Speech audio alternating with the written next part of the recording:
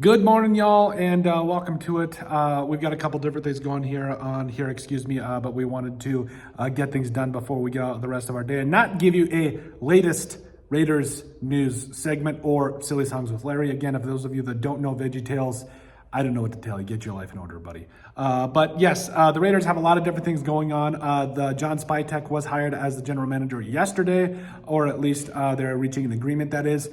We will keep you updated on his press conference and just kind of some of the things that we'll see from him, which I think will be really, really interesting. I want to see what he does, specifically from building the culture. Maybe there's a new shift in focus here for the Raiders, because like I said, with what he's done with the Buccaneers, I do think there is a philosophy there that, yes, having a Tom Brady helps you get you to the Super Bowl and win it, certainly, but there's also an idea of you can get a semi-reasonable quarterback, build a defense and a team around him, and let him go from there. And so I'm really interested to see how Spytek does handle that. Number two, also the fact that we will have a video as well for the top 5 reasons that we think he's going to be a killer GM, or at least what he brings to the Raiders, and why it's a fantastic fit for the Raiders. And so there is that. So yes, John Spytek hired. Now we can start the process, hopefully, of kind of vetting him a little bit, and then also seeing who he'll bring in as a head coach. Speaking who we're going to bring in. So I've said it from the beginning that Sam Darnold would be a relatively good fit for the Raiders because I think he'd be relatively inexpensive compared to some of the quarterbacks on the market, as well as a very good bridge quarterback if you don't find somebody in the draft this year, or if you want to go in another direction and just build the team around somebody and then kind of go from there, which I would not have a problem with either. I think you could build around Sam Darnold for a year, or at least, can we at least get the rest of this team figured out? Can we get another wide receiver, one offensive line, a running back, and build up this defense and then worry about the quarterback position? Like, it's the hardest position to find and fill. So let's just do that. Let's build the rest of this team. And whether it's Sam Darnold or another quarterback in the future or whoever it is, or Aiden O'Connell even, like, fantastic. Let's just build the rest of this team and make it great. And so that is one name that has been coming up a lot. Another name that has been coming up a lot for the Raiders is Vikings running back Aaron Jones. Now, being a Vikings fan, I really like it when both of my teams can cross over, but the one thing we got to remember is I would say that even though Aaron Jones did have somewhat of a resurgence year this year, I think he had his second most yards from scrimmage with over 1,200 and everything, scored. I think it was like 8 or 9 touchdowns. He had a pretty good year for the Vikings. I still think it would be wise to at least draft a running back. Even if you do bring in Aaron Jones, you still have to draft your future guy. Like, I love Amir Abdullah, but he's getting up there. Zamir White just hasn't panned out. And so I really think that and Alexander Madison, as much as I love him as a Vikings fan too, why do the Raiders keep getting Vikings players? I don't know. Maybe we switch that up by trading Brock Bowers to the Vikings. I'm just kidding. But overall, I do feel like it would be wise to invest in another running back at some point, as well as maybe if you want to bring in Aaron Jones, that's fine, but we need somebody as an understudy, or at least ready to go if and when he is going to retire and all that stuff, or maybe just leaves.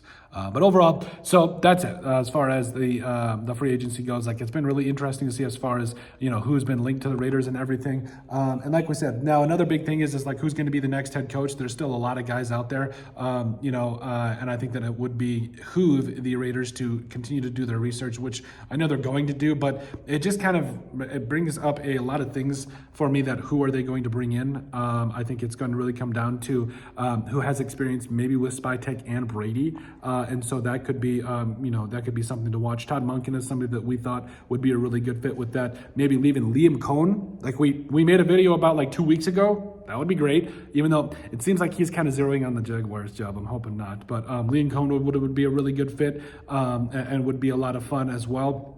And so we'll keep you updated on the latest Raiders head coach search as well. And like we said, I think this is the right way to go about it. You've got ownership in place, you've got all that stuff taken care of, you've got your GM in the building. Now go find your head coach that is going to lead this team. That's what it comes down to overall. So, and then also we did notice that obviously with Max Crosby with his injury, the alternate that will replace him in the Pro Bowl is Danielle Hunter. Again, being a Vikings fan, dude's a stud and everything like that. I just want Max Crosby to heal up and everything to be okay there. So that's relatively good news to see that he's going to continue to heal up, not potentially injure himself, and just get better and be ready for next season. So that's going to be really good. Also, Patrick Graham is set for a second interview right now. I believe it was with the Bengals, if I remember correctly. But it's just, I feel it sucks because I like me some Patrick Graham. Excuse me, it's the Jaguars. I apologize. The Jaguars, which again,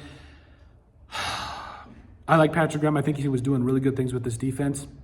And there's a reason he's been interviewed as a head coach multiple times at this point, or at least a defensive coordinator.